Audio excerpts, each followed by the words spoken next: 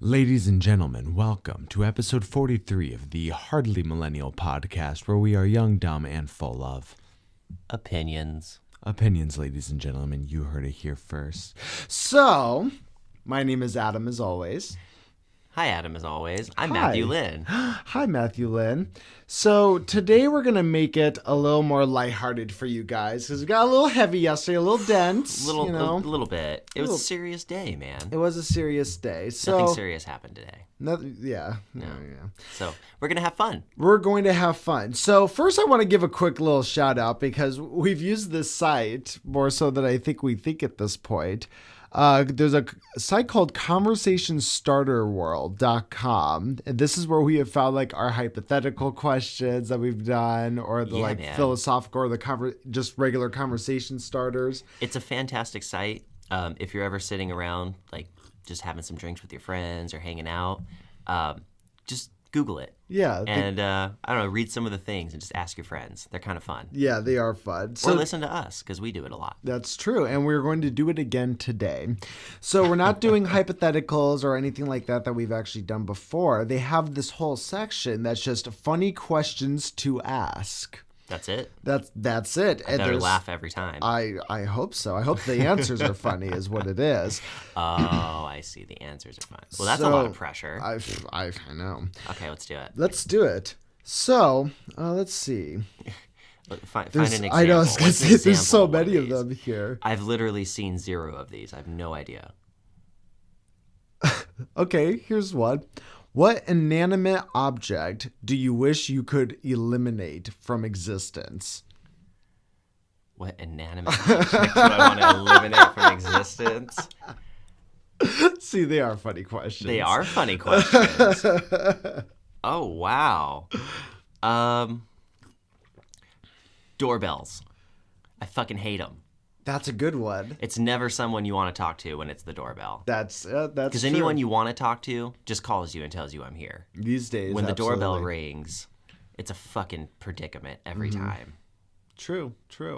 Yeah, I would get rid of doorbells. Screw them. I feel like I'm just gonna have to almost be in agreement with you. I'm like trying to think of any kind of inanimate object that has annoyed me to the point where I'm like, I just wish this didn't exist. The thing is that all the objects around me are things that I've purchased to be around me. I want all the things that are around me. True. And it has to be inanimate, so it can't be alive. Right. So it can't be like weeds. No. I was thinking like weeds in the front yard, but those are alive. Those aren't inanimate. It's true. Yeah, I'm with you on doorbells, dude. Fuck doorbells. Doorbells suck, dude. Yeah, dude. They're terrible. So, fuck doorbells. What do you guys think? Go ahead and answer your question. Like, anytime we read these, just answer them. Just write in the comments below. Honestly, while you're at it, you could get rid of airplanes, too. I know a lot of people use them, but I never do. So, sorry, everyone. The airplanes? Yeah, I would sacrifice all your guys' airplanes. I keep airplanes, but I respect your opinion. I respect your right to have your opinion, but the airplanes stay for me. But fuck doorbells. Okay. Fuck doorbells. Right. I'll meet you in the middle. All right. Here, you can... I'm looking through these. You can read another one. What are some of the nicknames you have for customers or coworkers? Okay, so... I just put Adam on blast. So, before I answer this, I'm just going to say...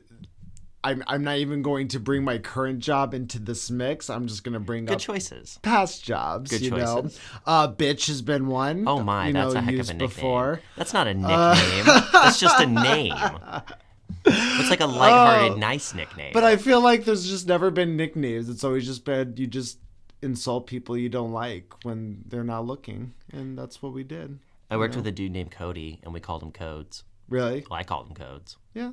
That sounds like a common one. That's a fun one. I have a lot of, actually at my current job, I have a lot of random ones now that people have called me for some reason. So one is Scott Tiffany Adams.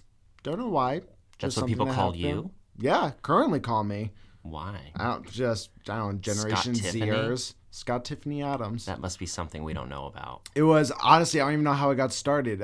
I think there was somebody who no longer works at my job, and they just made, I don't even know how I got into it. They just made some random comment and then transformed it into something else, and then It just caught on with everybody at work. So it's not like they call me that constantly. It's just every now and then they'll be like, Scott, and it comes from Scott Tiffany Adams. You know what we do nicknames a lot to is celebrities. That's true. Me and Adam in particular, mostly the ones that we enjoy, they get a nickname.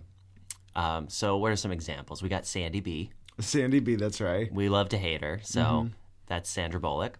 Who else do we got? We got even Trump right now is Daddy T. Trump is Daddy T. Yep, Trump that's is a fun Daddy one. T. Anytime you hear us talk about Daddy T, that's what we mean. You got J Law. J Law. J-Lo. J-Lo, but that's a common More one. common one, Yeah, yeah. Jennifer Lawrence, that's J Law. She's great. I usually call Matthew McConaughey the McConaughey. The McConaughey? Yeah. I call him the McConster. The McConster? Yeah. Okay. Like okay. a monster, but the McConster. That's a good one. Yeah. I love him. I'm trying to think of some other ones. James Franco we usually just call Franco, but I think that's a common one too. Franco, or we have other things we've called him too. That's, Whatever. But There's Leo. He's my favorite. Leo, That's yeah. just his name, but it's enough said. You don't have to say any more than that. I feel like that's about it, though. I'm trying to think of anybody else we've given. I put a lot of thes in front of words. So, like, Johnny Depp also is just referred to as the Depp. I've done that before. I just like to use stirs. Stirs? Yeah, I'd be like the Deppster. The Deppster? He's the Deppster. Okay. Yeah. Okay. Or JD. JD. JD's in this film, yo. He's playing Willy Wonka this summer. Well, I guess you already said a nickname that you've had. That was weird. Yeah, that was one at work. I've had other ones through my life too. Like I had Mr. Cheese, I think I mentioned on this once. Yes. I had Dollar Bill when I was in junior high. That's a good one. Yeah, that stemmed from we were at a school dance. And there were a couple girls that were in one of these circles, these dance circles that like got in there and started twerking before it was called twerking, right? Oh, right. And I fucking like went over with the dollar bill and I like put it in one of their pockets and I just like walked away. And there was one particular girl who saw me who was a friend of mine and she just called me Dollar Bill ever since. And then that one caught on for a little bit. Yeah. That's a good one.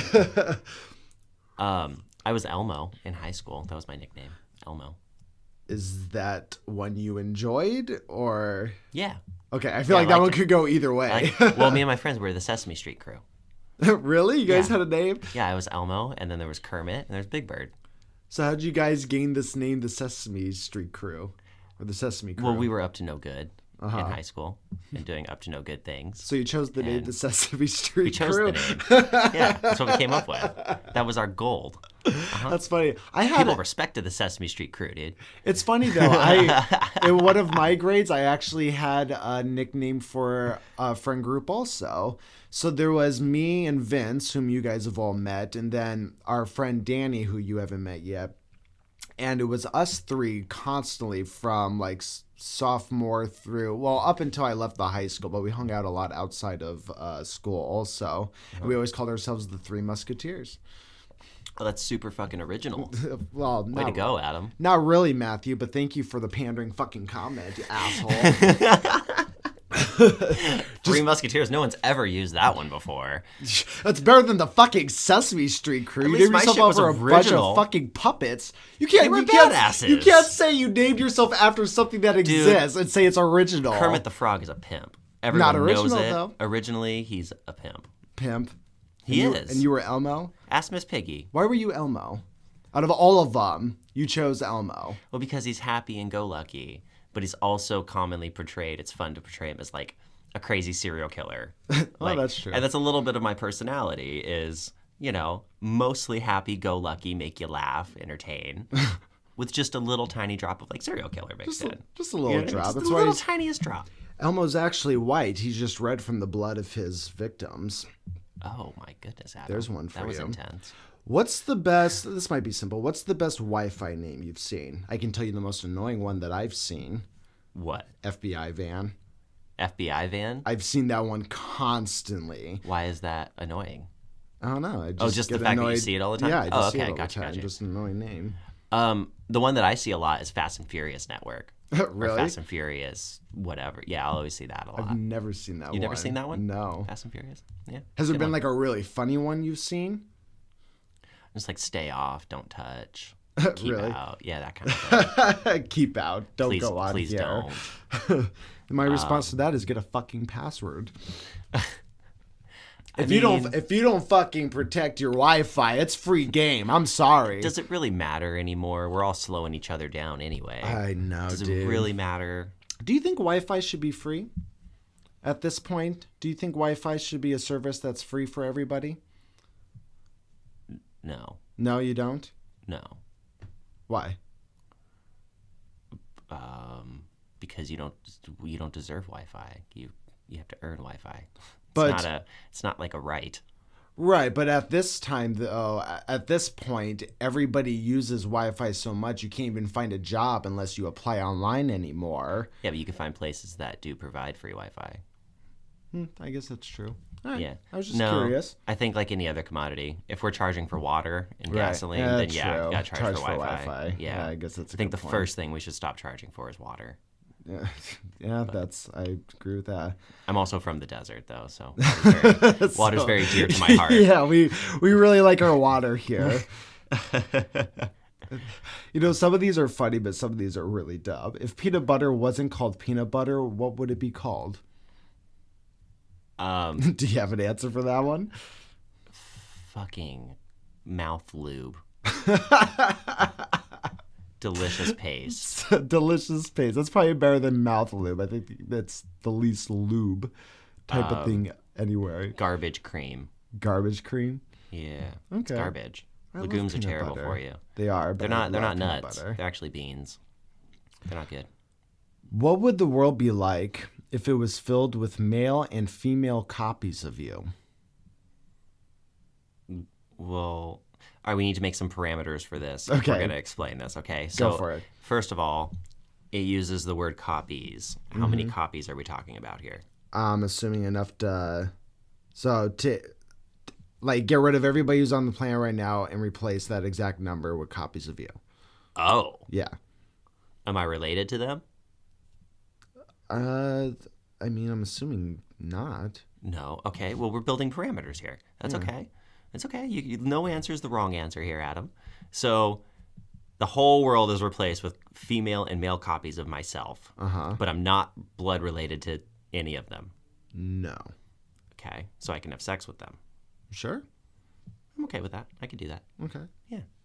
That's fine. So what would the world be like? Oh. I thought I was just had to answer if I could live in it or not. No. What would the world be like? Yeah. Well, you wouldn't need mirrors anymore. True. Do they stay exact copies of you, or do they just start as that and then go off on their own thing?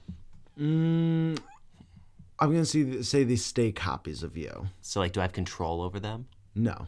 No. But they're all you. But they do whatever I do? Not that they do whatever you do, but If they're I just... cut my hair, they get their hair cut? No. No. But they're just all you. Okay. That'd be fucking weird. So if one of them... So the ones that live in Montana would do what Matt would do if he lived in Montana. You know, the ones that live in Arizona would do what Matt would do if he lived in Arizona. Oh my gosh, I would get along with everyone. I'd be friends with everybody on the planet. You think so? You think you'd be friends with yourself? Fuck yeah. Yeah? You're your own best friend, dude. Yeah, I love waking up and being me every day. Yeah, absolutely. I mean, I might not be the best, but I like what I got, for sure. All right, that's great. It would be a slightly less productive, much more kind, equally as cynical world as it is now. Cynical with yourself? Yeah, I think I have enough to replace everybody else's. But you'd be cynical cynical with copies of yourself. So you'd be cynical with your own self and decisions that Matthew is making. But yeah, my personality still has a little bit of that in it. So yeah, they would all be a little bit like me, right? Right. So yeah, the world would probably be equally as cynical if you took everyone out and just replaced everyone with copies of me. Because I'm a little bit more than others, I'm a little bit less than others. But But what I'm saying though is right now the world is can be cynical of everybody else, but everybody else is not a copy of that person. do I not understand the word cynical? Maybe. So do you think it would be detrimental if describe to me definition of cynical then? Maybe I'm getting it wrong. Just like kind of a spicy dick sometimes. Cynical, I've always thought was, well, let's just fucking look it up. Because I thought Let's fucking look it cynical up, was dude. like how you felt about other people. not just about being a spicy dick. That's what I always think of. Well, I don't know. Let's see. We'll have to consult Google here, folks. Believing that people are motivated by self-interest, distrustful of human sincerity or integrity. Okay. I still stand. It would be equally as cynical. I would be a little bit untrusting of myself and every copy of myself. Yeah, because I don't know. Maybe they're trying to fuck with me. I do that sometimes. Yeah. The thing is, you would know what to expect from everybody. So Exactly. There'd be no surprises. But they would also know what to expect from you. Mm-hmm. So that's why I question if you'd really get along with yourself. Yeah. You still think after that? Yeah, absolutely. You would just quite not trust the other version of you. For sure. Because I know what they're capable of. I'd be like, you probably just said that. You don't even know. See, I feel like that's just a slippery slope. And then all the of a world sudden... would be full of podcasts. It'd be the only so form of many. entertainment. And nobody would be listening to them. Because we'd all just be making them. That would be a very good, like, Twilight Zone episode. Mm-hmm. Or I guess it's Black Mirror now, right? Yeah, Black Mirror is the new one. That would be a really cool episode of that. Although they're bringing Twilight Zone back. Jordan Peele, baby. Yeah, man. Jordan Peele's going to do the hosting. Mm-hmm. I wonder if they're going to just... Because there's enough content with the old Twilight Zone to remake all the episodes and have it still run, obviously, just as long. But so I'm curious if they're going to do new episodes or if they're just going to remake the old ones. Because so far the commercials I've seen have just been like, looks like remakes of like the old one. Oh, really? I assumed that they were revamping it. Like all of the episodes were going to be new. I mean, they very well could be, but like a specific clip I remember is, do you remember the Twilight Zone episode where it's the guy on the plane and he starts freaking out and he looks outside the window and there's like a monster on the wing of the plane, like slashing the wing? I do not. Do you not remember that one? I do not remember that one. So that was an episode of Twilight Zone, and in the trailer, that was like one of the clips they showed.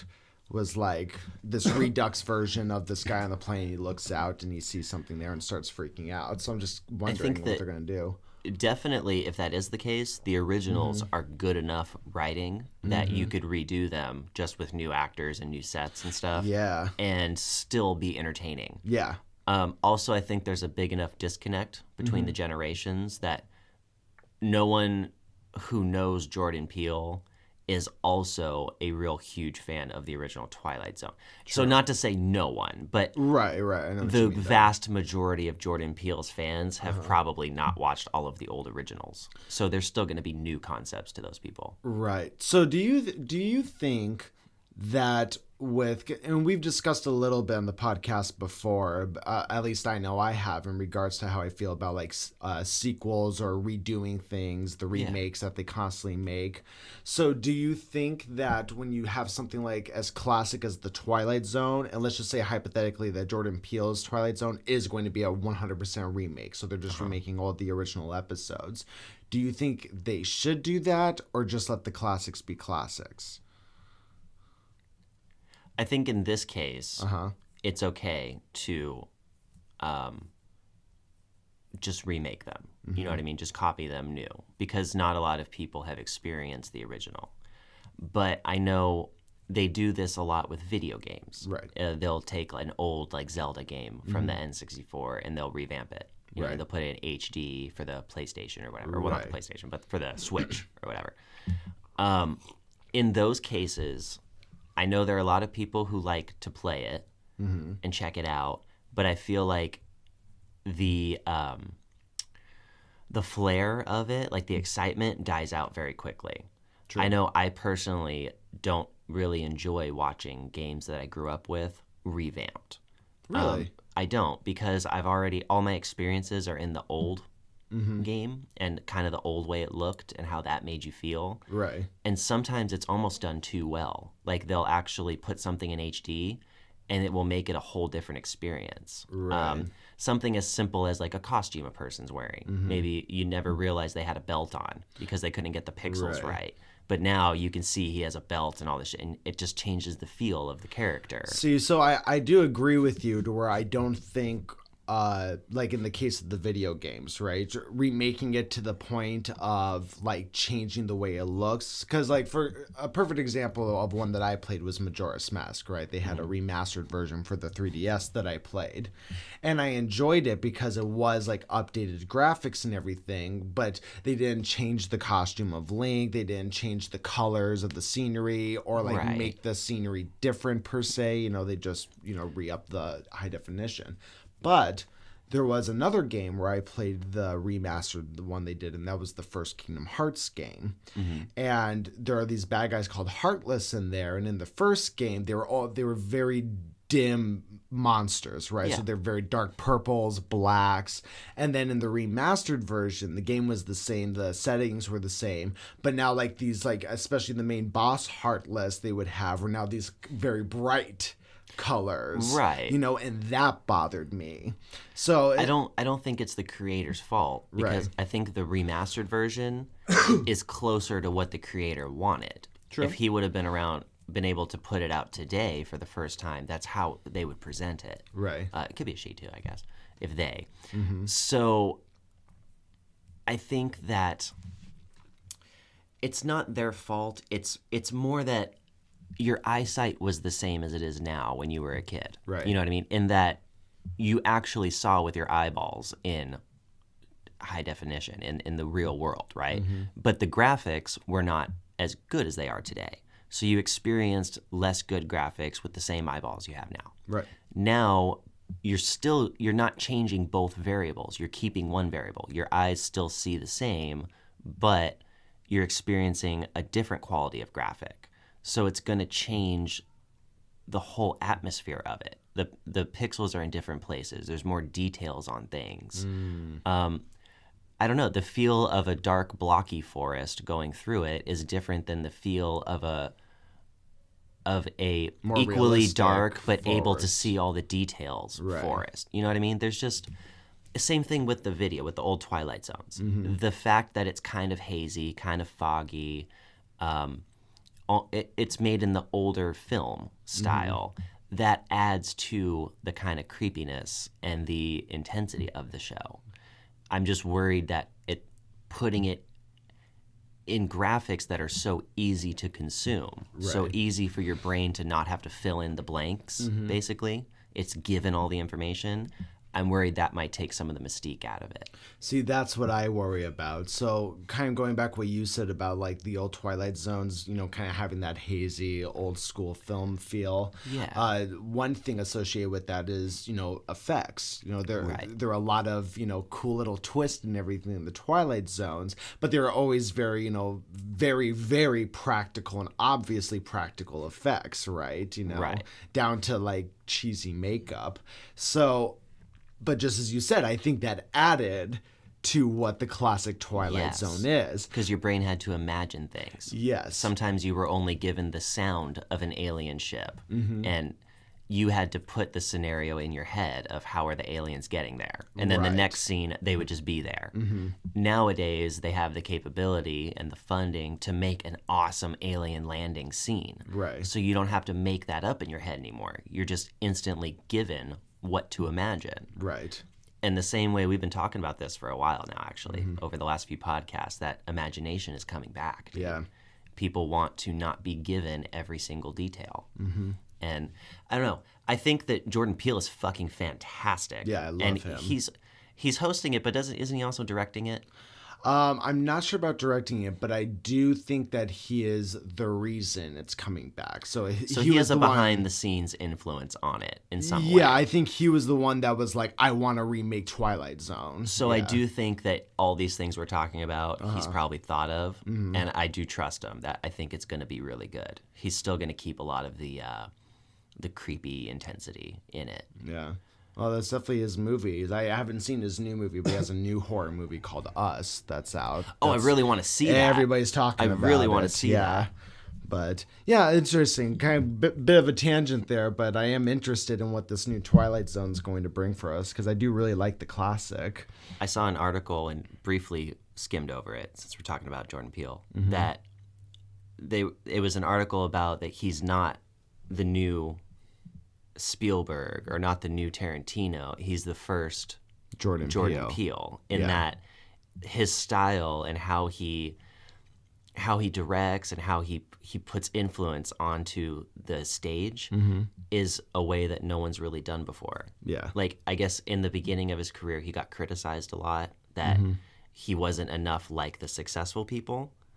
You know what I mean? Like the Spielbergs and the Tarantinos and stuff. Early in his directing career, you mean? Or specifically just his career altogether? Because he started on Mad TV as just one of the people doing the skits. Yeah. So earlier in his directing career, I guess, as he grew more and started to be more influential on making the actual shows happen. Right. They said things like, "You aren't going to make it because you're not enough like these guys." And now, of course, he's made it. So they're talking a lot about how, he's the first one like him. Right. You know, that there hasn't been someone like him come through yet. And it was kind of interesting. Yeah. It's interesting. I don't know how much I agree with that yet, just because I feel like it's hard to... Because Us is just his second film. So I'm always curious as to like, okay, well, you know, I can't even remember what his first one was called now. But, Get Out. Is that what it was called, the first one he did? Sure. Okay, so, but he did, have you not seen Get Out? Haven't. Oh, well, you should watch it. All right. But that was the first horror movie he did, and there's the second one out now, and I just think it's hard to say, like, he's the first, you know, of course he's the first Jordan Peele, but you're not really going to get an understanding of his style until he has, like, you know, at least 3 or 4, even 5 movies out for you to go back and analyze. You're also a harder critic than 90% of people are because it's a lot of your passion too. Well, regardless on whether I'm a harder critic, you don't sit there and if one person comes out with one really good film, you don't sit there and say like, they're the best director that ever lived when you have a Spielberg out there that's done 20. Because for all you know, this person could do 20 films and one of them could just be a hit and the other one's fucking flops. I see what you're saying, but I really do think that if you just have one piece of work that's still your portfolio, that's still what you get judged off of until you come up with another piece of work. True. I mean, if there's a guy who only makes one movie and it truly is the greatest movie that's ever been made, is he not the greatest director ever? Well, it depends, I guess, how much movies he makes after that, at that point. I just personally think that's like jumping the gun a little bit. But True. But you're right. People are going to think what they think. All right, let's go back to these questions here. If life were a video game, what would some of the cheat codes be?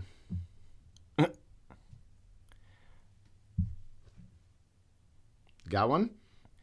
Well, you know what I've always wanted to be able to do is like just snap my fingers and have things happen, like Sabrina the Teenage Witch. Okay. Like just like snap and my room's clean. Right. So maybe like snap, enter.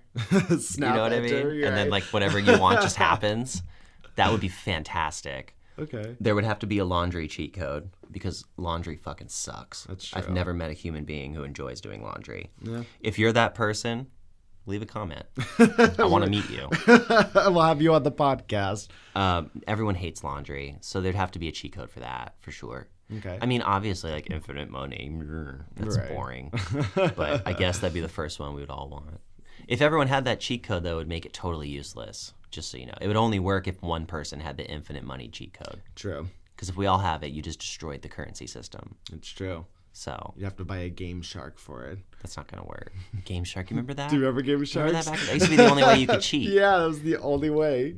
It was this Those big, were great. bulky plastic thing And that you you get had the to book put in it. with all the cheat codes in it for all the different games. And you had to manually go in there and type them all in. Let's see if you know this one. What's Rosebud from? Rosebud? Rosebud. Citizen Kane? The movie? No, the cheat code Rosebud. What game is I it don't know from? that. It's like the most well-known cheat code ever. Everyone knows Rosebud. It gives you $1,000. In what? The Sims. Oh, I mean, I probably used it at some point, but the only one I remember ever using cheat codes in was the very first one. I never used them in like the second or third one. Oh, you probably used Rosebud. I probably used Rosebud. To this you're day, right. that's still the cheat code for money. And wasn't it like a chat window you had to open within the game or something like that? Yeah, most of them were back then. Was it? Yeah, that's how you did it. Oh, the old cheat codes. And now, Is there even any like the possibility? It's not like cheat codes anymore. It's like you download people's mods now, right? Yeah, now you just That's like what you modify the do. game. They go in and actually change the code of the game. Yeah. You can do things that are really cool now. I see some streamers do it where it's not so much cheat codes, but they can go in and change like the display of the game. So there's one in particular that I forget what it's called, but it determines how much field of view you have. So if you're playing like a first-person shooter, it would determine how much sight you have from like your peripherals, like around you. So how far back the camera is pulled from the back of your character's head. And this is like a mod that you'd have to download. No, this is right? literally a piece of the coding. Oh. So there's a lot of people now who actually will go into like the diagnostics or the coding of the game and will change variables in there. We'll change numbers. And that actually affects how the game looks and plays. So a lot of streamers will do that to make it easier to see, to make it better for their viewers, stuff like that. You can go in and if it's like a game that speeds up time, like The Sims, for example. So there's 3 forms of time. You can speed it up to 3 times. But if everyone's asleep on your screen, it goes up to like 15 times. Well, you can go in and change the code. It's pretty easy. And you can make it so you can always do 15 times speed. So you can get things done really quickly. Gotcha. Like, so you're not necessarily cheating. You're taking an element of the game that's already there, but you're not using it within the parameters that the designer wanted you to. Interesting. And this is supposedly simple enough for anybody to go into the coding of the game. You can Google all this. It's just literally in the files. The game I see. files. Interesting. Yeah, it's not. You can even save the original file and then copy it and use that. And then if you don't like it, you can go back to the original. I never realized that the coding for these games were just like available there if you like download the game. I thought it was like there's some encryption or whatnot. Yeah, no. When you install a game, that's what the installing is. So you download all the I files know that's what the installing is. I'm saying to be able to actually access it. I thought there was just some kind of encryption. Bro. No, I'm not putting you down or anything either. I didn't mean to make you feel silly, but no, literally, you install the actual files, and then you can click on if you go to the start. Well, back in the day, I don't know if you can anymore. You can go to the start menu and go to the game and go like right click on it and go details, and it brings up all the files for the game. You can go into it and see every piece of information that's in the game. You can just go in there and just fucking change it. On a lot of games, yeah. Wow. The first place I ever saw being able to do that was MySpace. Remember that was the thing everybody did with MySpace, where you would go and yes, you'd go into MySpace. There and you'd be like, I'm gonna change this. Yeah, I'm gonna change this blue to orange. I'm going to add falling letters. And then you could find pictures online and make that your background. Anything you could find. Everybody was a coder back in the MySpace days. Dude, in the beginning of computers, you had to be. In order to interact with a computer. That's true. You had to know at least a little bit about how to run or use code, at least how to read it. I mean, it used to be that's all it was. It was just a black screen with a green cursor. And it's like, okay, start typing something in to get it to work. Well, what's really cool is in essence that, I mean, it's still that. It's just a super duper complex version of that. But I mean, all they've done is build blocks over time, and then they save those blocks, and then they use them in the next one, and they build on it. You know what I mean? So they don't ever have to start from ground zero again. It's always saved. Right. They just build on it, and we've been able to build up to this. Use the same kind of engines. I think we could go further too if the hardware. I think the hardware is being outpaced by the software. The hardware is being outpaced? Yeah, so the hardware is not keeping up with the software. Okay, yeah. I think that the software we could do more with computers if we could make the actual components run faster and work better. Maybe that's what this Google Stadia is going to do. Well, that's being in the cloud. That's one cool thing. The cloud is very neat because it takes away a lot of the hardware that's needed. But what's really cool, and I don't know a lot about it, but we actually live right next door to where some pretty cool stuff is happening. You know the Intel plant that they're building pretty near us on the outskirts of Phoenix. They already have an Intel plant where they make chips for Intel. Well, they're doubling it. They're building the exact same plant right next to it. Right. And I've heard, I don't know anything about it or how it's going to work or anything. I'm sorry, I don't have any information to give you. I only have rumors, so I'm going to spread them. I've heard that the next rendition of chips are not going to be flat. They're going to be cubes. So basically, rather than trying to pack more information into this chip, Right. they're just going to start multiplying the chip. So every layer of the cube will be like one chip is now. I also heard that along those lines, they're not going to be using. I might be getting this wrong on some level, but I know that it was something having to do with not using like metals anymore and there's like this like almost like a flexible plastic that's able to conduct electricity and pass information, kind of like the brain. Like the pictures of it looked like little wrinkles in a brain, but it was in the form of a cube. So I think that's what they're planning on the future of the hardware being. So they have the idea for it. The R&D is done, but now there's cranes out there literally putting the pieces. They're building the plant right now, guys. Yeah. So they've been doing it for years. When it's done, I assume that a few years after that, they're going to start cranking out these new fucking cube processor things. I don't know, but it's supposed to be, you're not multiplying it, you're exponing it. Right. You're doing exponents. So it's not like, if there's 16,000 bits of information on a chip, okay? Right. If you have two of those, you're not doing 16,000 times 2. It becomes 16,000 times 16,000. So you're multiplying it by itself. Right. And then every layer does it again. It takes that answer and does it by the original amount. It's a lot of information. I don't know. I don't know a lot about it, but that's how computers work, dude. They multiply like that. So yeah, they'll be able to do. You'll get to a new point where the software will have to keep up with the hardware, and they'll be able to put a lot of research and development into the software again and kind of push us forward again. But it comes down to what we were talking about yesterday or the day before, that I think it was yesterday, with working with your hands. Oh, yeah. No matter how many geniuses come up with programs and this and that, you still have to take cranes and you have to build a big box that's called a factory, and then you have to put machines in it, and then you can print the chips so you can make your software that you love so much. Right. But to start anything, you have to build a box called a factory. At least for now, until there's robots that can just do that for us. Even then, you got to build a robot factory. Right. You got to build the robot factory. Yep. Everything starts with a factory, dude. Until all robots are just making everything. But we'll see. We'll see what happens here.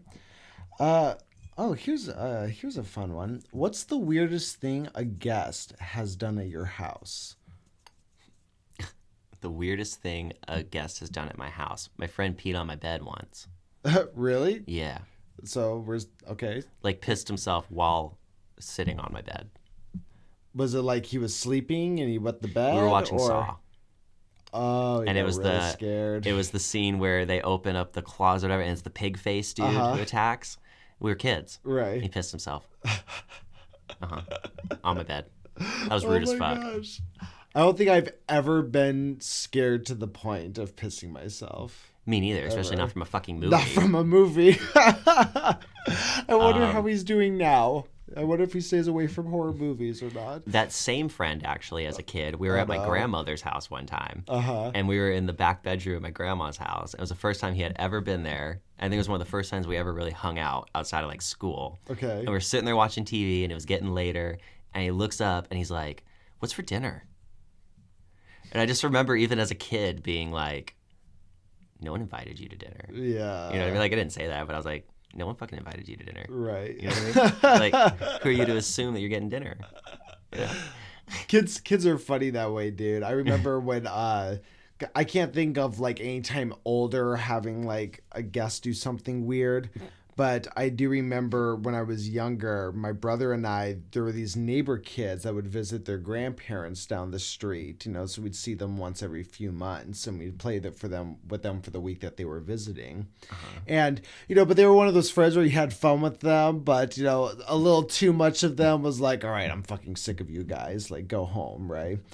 And they were at our house once, and they wanted to borrow some video game. We were like 7 or 8, and my brother and I didn't want to just tell them we don't want to give you the game, Right. So we just told them like no, our parents aren't going to allow us to let you borrow that.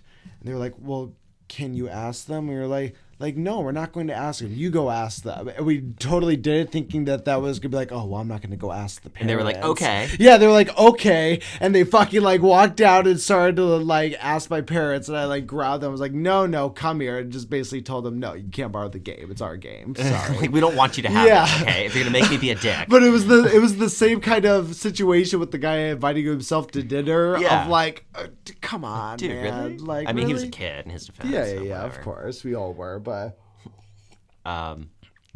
yeah, I'm trying to... But I've never had, like, any, like, crazy situation happen with even family. Like, I've never had any, like, really crazy story with a guest worth talking about. I'm sure it happens to people all the time, though. See, the thing is, I think that I have been that guest. I feel like we all have at one point, though. Well, more often than that guest has been presented to me. Like, I'm usually that guest. How so? Well, at least in my past. Okay. I would be invited to a lot of parties. Uh-huh. And I wouldn't conduct myself very well. Oh. And I would usually end up pissing off most of the party. But I was also the guy, Adam, who didn't take, like, social cues. Gotcha. So in my world, as Matthew, I had no fucking clue that I had pissed the whole party off, and I'm having a good old time, right? Oh, no. So I'm like the guy... worst, especially when you find out later, and you're just like... Well, it's like I didn't find out until years later. Oh, gotcha. Yeah. So by that time, I was like, whatever. Right. But no, I went through this blissful time period in my life where I was just kind of an asshole and didn't realize it. And, so I would, like, piss people off, and then a few minutes later be like, let's do shots, man. Right. And they, Of course, you don't say no to shots. Of course not. So people will do it with you. And before you know it, they're doing shots with the guy who they don't even like. And they're all talking shit behind your back. And I had no idea. I was just blissfully unaware. Oh, that's always the worst. I party for me, dude. I don't party for other people. When I go to a party, I'm there to have a good time for myself, right? Hey, I feel you, man. But so sometimes I miss it. I've gotten better. So it's all about growing, right? It's all about growing. But, like, it always bothers me because I had one instance along those same lines where I remember I went to vacation with a bunch of friends. And, but we've discussed it before. I'm a goofball, Yes, and sometimes I can get a little overboard, But when that happens, never with me. But so we were on this vacation to California. And at some point, luckily it wasn't too far into the vacation, but, like, 2 days in, somebody, a good friend of mine who went with us, like, basically told me that I've been, like, annoying everybody. Oh, no. The, like, past couple of days. Like, thanks for waiting 2 days. Including the drive up there. Yeah, well, and that was exactly, like, my argument with them when they were telling me this. I'm like, okay, but... I mean, I'm sorry that I've been doing that, but what the fuck do you want me to do? Like, you decided to go 2 days without telling me. Right. If you had told me, I probably could have, made some changes. So I wasn't doing that to everybody on this vacation. How funny. But it's the same thing with situations like the thing with the party, It's like, if I were that person at a party, I'd like a friend to pull me aside and be like, bro... just so you know. I mean, what I want to do afterwards is up to me. But at least to have somebody pull me aside and just let me know, like, hey, this is how people are perceiving you right now. I remember one specific party I went to. It was a pink party.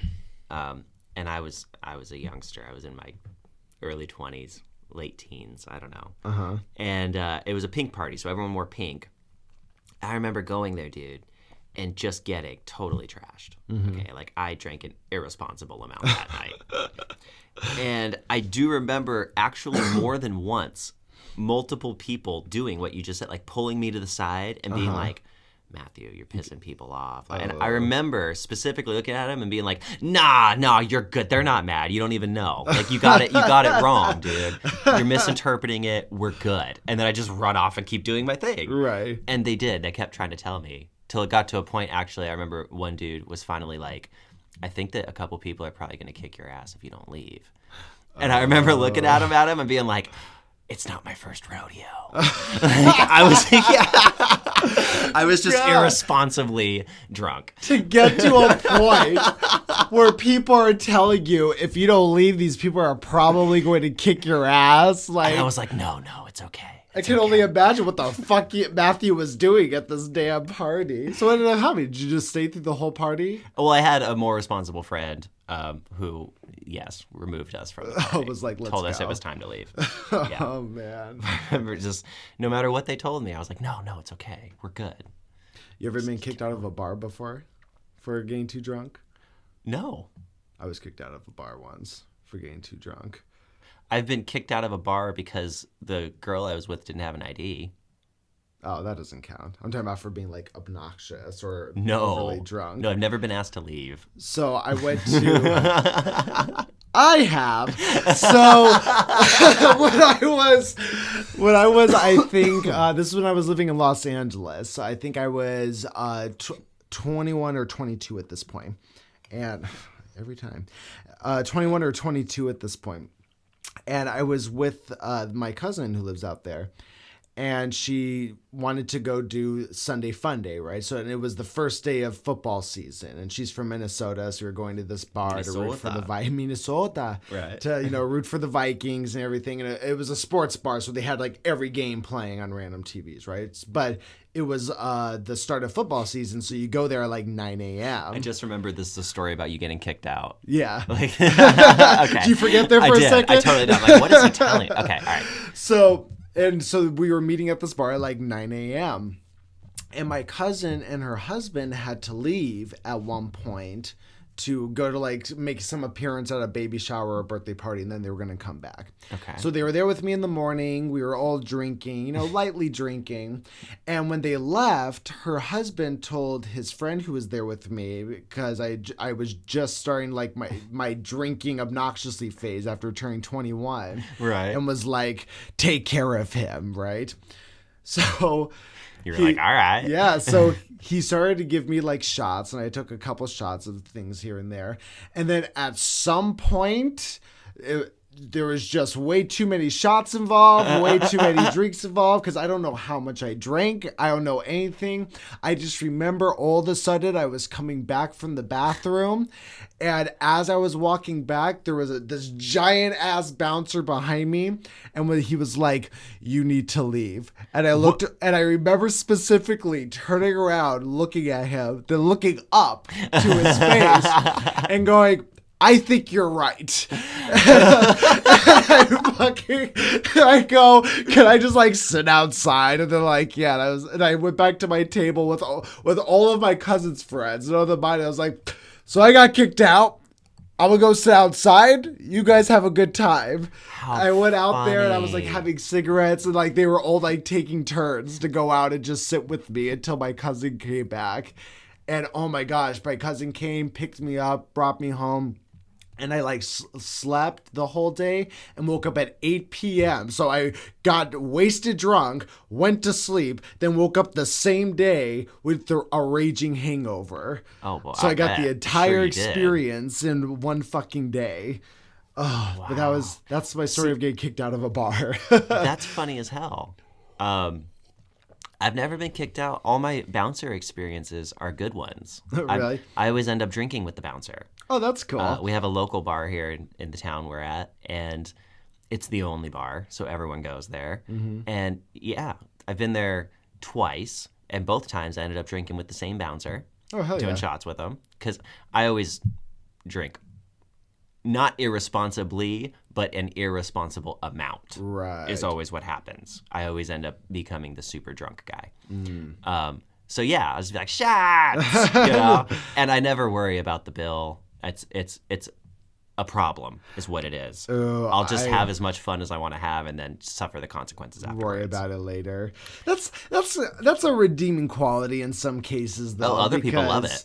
Well, other people love it, but you still get have a good night for it. Sure do. It's every the time. Memories you're building, and then you have to deal with the bullshit afterwards. But the last time I went to the strip club, I was with a friend, and this was a while ago. I don't go very often, guys. Okay, I've been like twice in my life.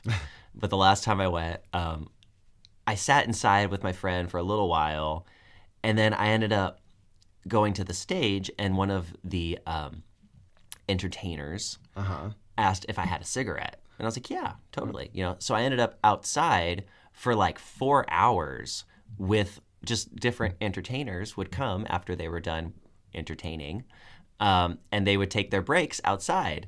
And it got to the point where I was sitting with the female entertainers so much out there that one of the bouncers, they actually sent a bouncer out.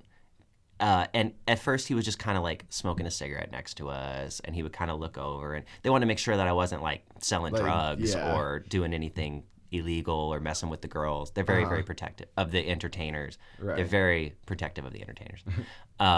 So yeah, but for like 4 hours I was out there, and they would just come one by one, and I'd smoke cigarettes and hang out with them and talk to them. And then the bouncer got in our circle, and he was talking with us, and he'd like open the door for someone when they were starting to come in, and then he would go back to talking. And that was my experience. I didn't pay anything. I got to hang out with all the entertainers. I didn't have to pay anything. Oh, that's a good night. It was great. I've had nights like that at strip clubs also. I always tell people that the best time to go to strip clubs is like honestly during the really slow times. Like on a Wednesday. Yeah, like on a Wednesday afternoon. Because you'll be sitting in there, you know, and like you interact obviously at first, but then eventually it's like just you and a few of your friends sitting down at one of the tables having a drink, you know, and then when you're like 3 of 8 people in this entire, you know, joint, you know, eventually you have people coming to sit down with you and talk with you and stuff like that. And it just becomes a hangout joint at that point. It's a lot cheaper because you're not competing. That's true. Yeah. That's absolutely true. Speaking of cheaper, I remember going back in that night when it was time to leave. Well, that morning when it was time to leave. It was like 2 in the morning. Because you were there with Fred's, right? I was there with a friend. So the friend was still inside. And he was having a grand old time. He was fine. But I went in, and I remember, and the entertainer got up, and he was like, "Okay, what do I owe you?" And he pulls out, he has like 2 20s, right? He pulls them out, and he's like getting ready to see if it's going to be like 1 or 2 of them. And she's like, 160. To your friend? To my friend, yeah. She's like, 160. And he was like, "Okay, hold on, I'll be right back. I have to go to the ATM." So I went to the ATM and pulled out like $120 more. I had to pay like a $20 fee for using the ATM. It's like at the $6. Club. It's expensive. Yeah. Yeah, I don't know what happens if you stiff a stripper. Like if you don't pay them is what I meant. I don't know what happens, but I know that I've never met anyone who wanted to find out. So it must be something bad. That's true. I'm actually really curious now. Well, they obviously ask you to leave. Well, I just don't know how aggressively they ask you to leave. I've literally never seen it happen, Adam. I've never seen it happen either, but I'm sure it has happened. And if it has happened, I'm curious if it's just as simple as, you know, whether how aggressive it is or not, asking you to leave, or if it's asking you to leave and also we're going to bill you. You can make payment plans. Well, you know? I mean, if you think they don't have, unless you have a tab open with the bar, right? They don't keep any kind of collateral. They don't keep your ID. It's not like you could literally get up and just run away. It's not like the entertainer gives you a receipt. No, and you don't get charged until after the show. Yes. Okay, so you get the not the product. I'm trying not to use the word product. You get the value before you have to pay for it. Right. So basically they're all done. You got everything you wanted, and then they're like, okay, it's $35. And you're like, well, I don't have it. What would they do? They'd be like, well, you have to have it. And you'd be like, okay, well, I don't have it. Well, you have to leave. Okay, bye. I mean, I I guess they just blacklist you. Like, what are they going to do? Call the police? I mean, probably not. Like, they probably just asked you to leave and then say, like, you can't come back here. They probably have a way to blacklist you. And like, that's the worst punishment. Yeah. You can give them. That's why people don't do it. So they'll be like, I want to come back here. Yeah, exactly. Oh. But that's probably what they do. They're probably like, oh, you're blacklisted now. You can't come back. It's an absolute literal adult candy store. Mm-hmm. It is. Like, the same exact emotions. If you can remember back. You remember, like, in the mall, there used to be the candy store in the mall. Yeah. Where you go and you get this big bag of like plastic bag and you can put a pound of candy in it. And you go up and fuck all to the price because your parents are going to pay it. You can just have whatever candy you want for free. Right. Do you remember that feeling it gave you inside? Yeah. The emotion it tapped onto? I'd agree. It's about the same. That is the exact feeling as a male that you get when you walk into a strip club. I'd agree with you. It's just... your mouth opens and you breathe in because it smells amazing and you look around and you just, it's that thing of like, where do I start? Yeah. Where do I start? It's the hardest decision to make of the whole night is where do I start? Oh my gosh, it's so true though. I will It's be the most honest. genius business concept I ever. enjoy strip clubs, dude. Everybody does. I used to go to them a lot. You know who has the most fun in strip clubs that I've seen? The The entertainers? fucking strippers. Oh, yeah. It is a party every night. They are trust me, the entertainers that I have met, and I've met probably more than a dozen. Okay. They're very happy to be doing it. They are not upset with their choice of line of work. If they could go back and make the choice again, they told me they would happily do it again. You know, you're So- correct. I remember I've even actually have met a couple people, and this actually bleeds over to the porn industry also. Yeah. Having lived in LA, I've met a couple porn stars, and then just through my life, I've met a couple people who were either strippers or had been strippers. Oh, yeah. And you always ask them those kind of questions. Do you regret it? Do you like doing it? I've They never all met love anyone it. else. They Yeah. love it. They get paid very, very well. Yeah. They love the pay to work ratio. Was what I've been told. No, I don't know. No regrets. It's not like anyone is torturing anybody in the back room or anything. Like, No. they're very, very safe.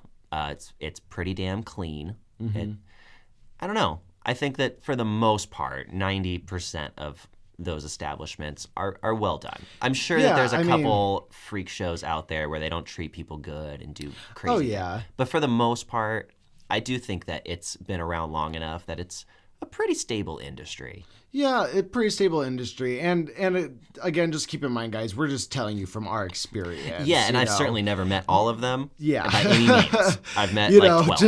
just from what we've been told by women who have done this kind of line of work, that nobody don't ever seem to really hate it. complains about it. Yeah, I don't seem to hate it. You know, they complain about it like they do with any other job, you know, that you have.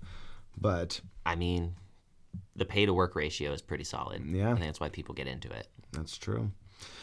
All right, well, on that note. On that note, we're out of time here, folks. We are out of time here, folks. Well, that was a fun little one. It was nice to do something a little more lighthearted than yesterday. Yeah. You know. Yes. All right, guys, thank you so much for listening to today's podcast. We always appreciate it. Remember, you can follow us on all the social media networks. Let us know in the comments, too, if there's a specific topic you want us to focus on.